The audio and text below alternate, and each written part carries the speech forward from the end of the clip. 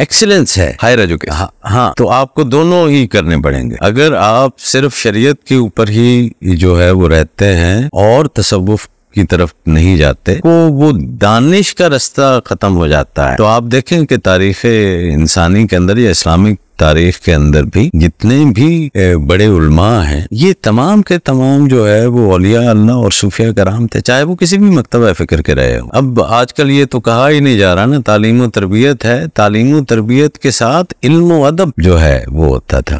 سائیں اگر تصوف شریعت کا باطن ہے تو پھر ایک شخص جو شریعت کا تابع ہے، شرعی راستے پہ چلتا ہے، اور ایک شخص جو تصوف کے راستے پہ چلتا ہے، ان دونوں میں کیا فرق ہوگا؟ کسی کو افضل کہہ سکتے ہیں یا دونوں ہی اپنے راستے پہ ٹھیک جا رہے ہیں، یا ضروری ہے کہ آپ شریعت کے ساتھ ساتھ تصوف کو بھی سمجھیں؟ ایکسیلنس ہے، ہائر ایجوکیشن. ہاں تو آپ کو دونوں ہی کرنے پڑیں گے.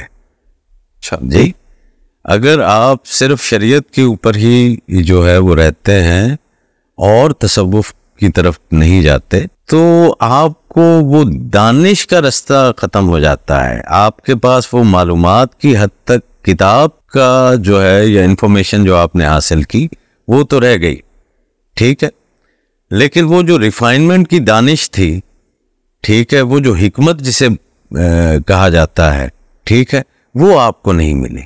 تو آپ دیکھیں کہ تاریخ انسانی کے اندر یا اسلامک تاریخ کے اندر بھی جتنے بھی بڑے علماء ہیں یہ تمام کے تمام جو ہے وہ اولیاء اللہ اور صوفیاء کرام تھے، چاہے وہ کسی بھی مکتبہ فکر کے رہے ہوں.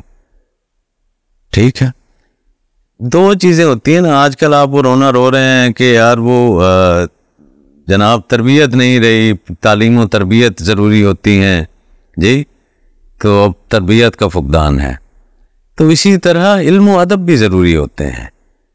جی اب آج کل یہ تو کہا ہی نہیں جا رہا نا، تعلیم و تربیت ہے، تعلیم و تربیت کے ساتھ علم و ادب جو ہے وہ ہوتا تھا. تو علم اور ادب، ٹھیک ہے، وہ دونوں ضروری ہوتے ہیں. علم جو ہے وہ نالج ہے، ٹھیک ہے، ادب جو ہے وہ مینر ہے، وہ طریقہ ہے، ٹھیک ہے، وہ کوڈ ہے جس کے ذریعے اس حاصل شدہ علم نے عمل میں بدلنا ہے. ٹھیک ہے، سچ بولنا علم ہے، ٹھیک ہے. ادب یہ ہے کہ اب مجھے جو ہے وہ یہ پریکٹس کرنی ہے کہ میں جہاں جہاں پر جھوٹ بولتا ہوں وہاں پر میں اب سچ بولنے لگ جاؤں.